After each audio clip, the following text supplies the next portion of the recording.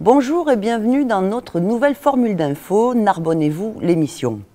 Aujourd'hui, nous sommes les invités du Père Noël qui nous a permis de nous installer dans sa maison, décor magique que vous pouvez tous visiter au sein de cette somptueuse salle des consuls, et cela pendant toutes les féeries.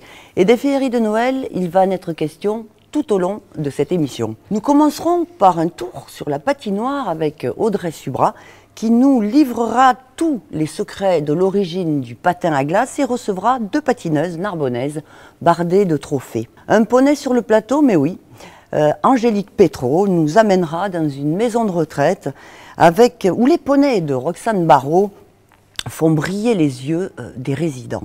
Partons ensuite dans les coulisses d'une chocolaterie avec Jérôme Borriès, maître chocolatier, qui nous livrera la recette de son bonbon star 2019 à base de l'huile d'olive du moulin de Gruissant. Jade Pellissier recevra ensuite une pâtissière et sa bûche de Noël que nous dégusterons en fin d'émission. Pour terminer en beauté, nous nous plongerons au cœur des féeries de Noël avec maître Didier Mouly, maire de Narbonne. Suivra le live avec Cyril et Célia Garcia, 2 jeunes Narbonnais sélectionnés à The Voice Kids. Narbonnez-vous l'émission, c'est tout de suite et c'est pour vous. Oh, c'est excellent! Oui, c'est ce qu'on dit. Elle ne patine qu'une fois par an et cela devant nos caméras. Audrey Subra nous présente Tempérament Sport. Amateurs de glisse et de sensations fortes, venez profiter de cette magnifique patinoire sur glace naturelle. Mais savez-vous quelle est l'origine du patin à glace? Allons rencontrer les Vikings il y a 3000 ans. On regarde. De la souplesse, de l'équilibre, de l'adresse et de la vitesse. L'une des forces de l'être humain est sa très grande capacité d'adaptation. Dompter l'hiver et tout ce qui l'accompagne fut un immense défi depuis des millénaires pour l'homme. Il y a 3000 ans, le patin à glace apparaît en Europe afin d'accélérer les déplacements. C'est dans les peuplades du nord de l'Europe, dans l'actuelle Finlande, que sont apparus les premiers patins rudimentaires, composés d'une lame faite d'un tibia de bœuf ou de renne, fixée à un soulier par des bandes de cuir. Plus tard, les Vikings en feront la diffusion dans le reste de l'Europe au fil de leur conquête. L'invention fait son chemin. En Hollande, les compétitions de vitesse et d'endurance se développent au XVIe siècle. Avec le XIXe siècle, le patin évolue et s'adapte au sport, vitesse, hockey et bien sûr, patinage artistique. Bonjour Audrey, on a bien vu que vous avez plutôt choisi la formule contemporaine du patin à glace. Est-ce que la glace est bonne, place de la mairie? La glace est très bonne, très glissante d'ailleurs, et j'espère un de ces jours vous voir avec moi sur la glace. Un petit duo l'année prochaine avec plaisir. Mesdemoiselles, vous venez de voir le reportage sur l'origine du patin à glace. Est-ce que vous connaissiez ce patin avec des os, des petites lanières de cuir au tout début? Pas du tout, franchement. J'ai jamais vu ça. Moi non plus. C'est même étonnant. Oui. On peut même se demander comment on pouvait faire pour patiner avec des surtout tourner avec des lames aussi grosses, c'est compliqué. Ça devait pas du tout être facile. Par rapport à aujourd'hui. Donc coup de chapeau aux Vikings. Tout à fait. Présentez-nous vos invités. Alors je vous présente Louane qui a 14 ans, Lia Rose qui a 10 ans. Elles font partie du club Patinage Narbonne en Liberté. Elles adorent la compétition et surtout la gagne. Mais je vous propose d'aller les retrouver sur la glace avec leur coach Pauline Pelletier. On regarde et ensuite on parle de tout ça. Et le bras. Ah, c'est plus joli comme ça. L'axel, comme dans le programme. Ah, c'est mieux, Lia Rose. Pense à pousser derrière. Relâche pas. Et hop, la tendue. Hop. 1, 2, 3, 4, 5, 6, 7, 8, 9. Et joli. Oh, pas mal. Attention à la première pirouette de ne pas te relâcher. Ah oui. Tu pourrais sur la fin faire un petit machin comme ça. Voilà. Mais loin, très loin. Oui. 1, 2, 3, 4. Oui. Attention. Oui. Et on se grandit. Et sorti. Qu'est-ce qui fait qu'on est mordu de patinage artistique? Parce que les compétitions, il y a de l'adrénaline et surtout il y a des fois des aspects conviviaux et ça c'est bien.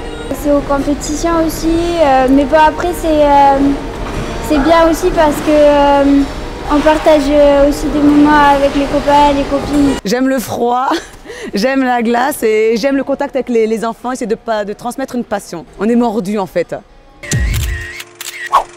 C'est magnifique, bravo à toutes les deux. On a vraiment pris plaisir à voir ces images sur la glade de Narbonne. Donc on voit que vous êtes vraiment passionnée. À partir de quel âge vous avez commencé à patiner, Louane?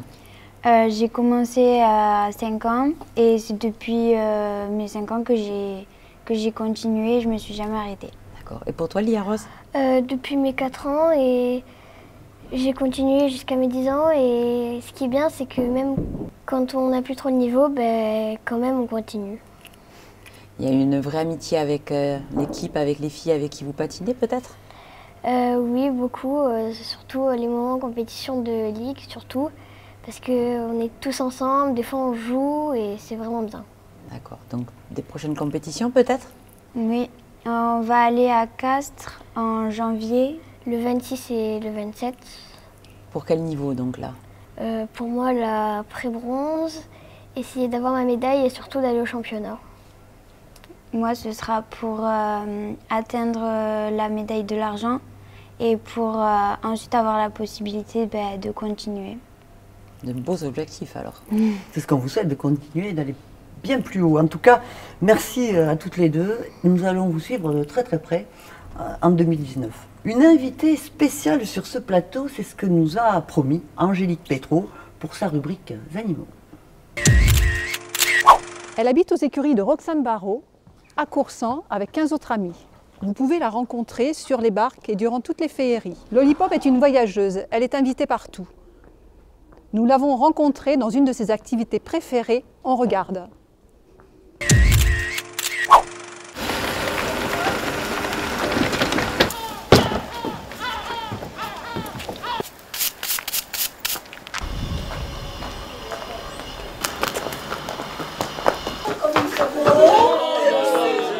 Est-ce que tu vas bien? Voilà. Oui, mais cantine. Elle est formidable. Elle est belle comme tout. Parce qu'il sait qu'en fin de séance, tu es le plus beau. Ça vous fait plaisir d'avoir un poney là devant vous? Oui, bien sûr. J'avais un cheval, moi, avant le tracteur. Bon, c'est magnifique. C'est improbable. C'est magnifique. On n'a jamais vu. On aura tout vu maintenant.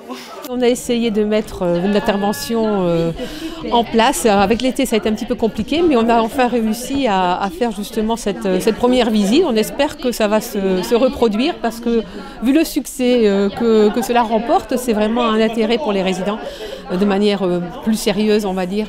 Voilà, ça leur apporte beaucoup de bonheur et de joie.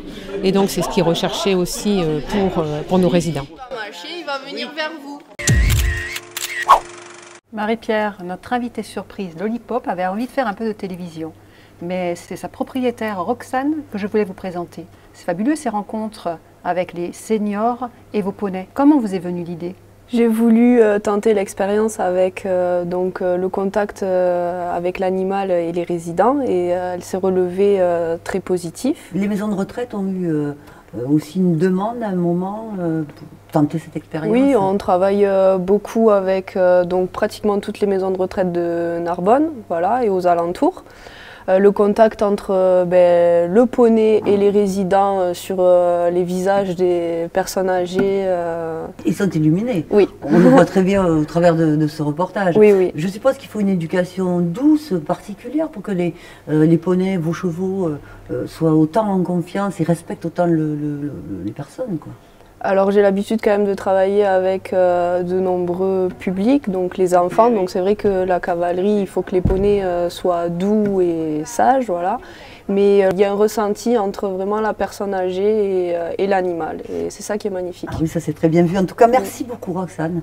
Vous pouvez la retrouver donc, dans ses écuries à Coursan. Il y a un poney club, oui. On fait du saut d'obstacles, mais il y a surtout... Ses chevaux. Merci encore Merci à d'être venu nous voir. Au revoir Lollipop. Ce n'est pas du chocolat, c'est de l'art. Geste précis, le pari est osé.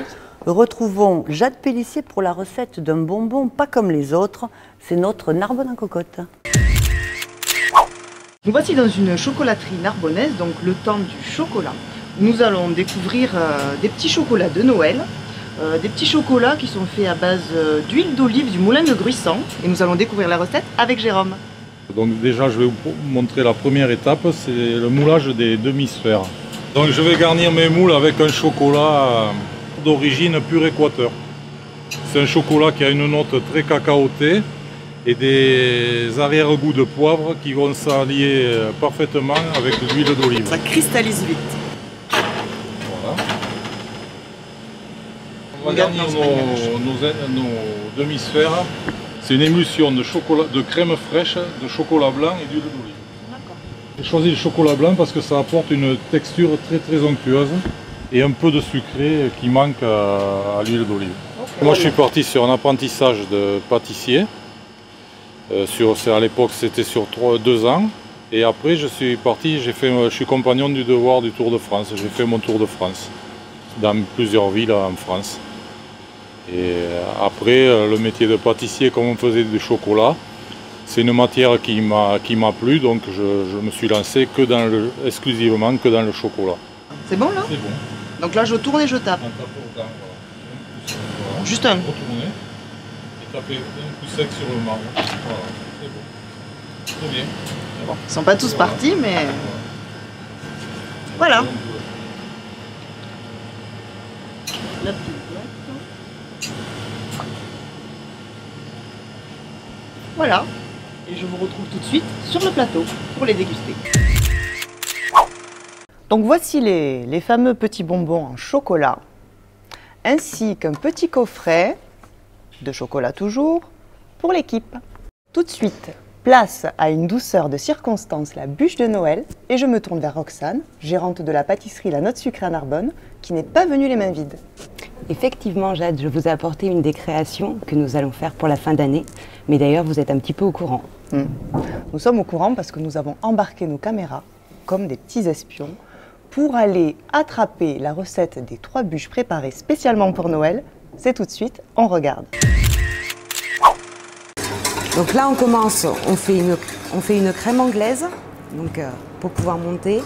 Ensuite, voilà, on verse sur le chocolat. Là, monsieur, en ce moment, est en train de réaliser la bûche chocolat orange. Donc, on est en train de faire, donc, au niveau de la mousse, au niveau du crémeux, on est sur du chocolat noir. On va l'agrémenter avec un confit, un caviar d'orange, pour pouvoir que le fruit se mélange parfaitement avec le chocolat, sans que l'un des deux soit diminué. Là, on prépare le glaçage. Glaçage chocolat noir.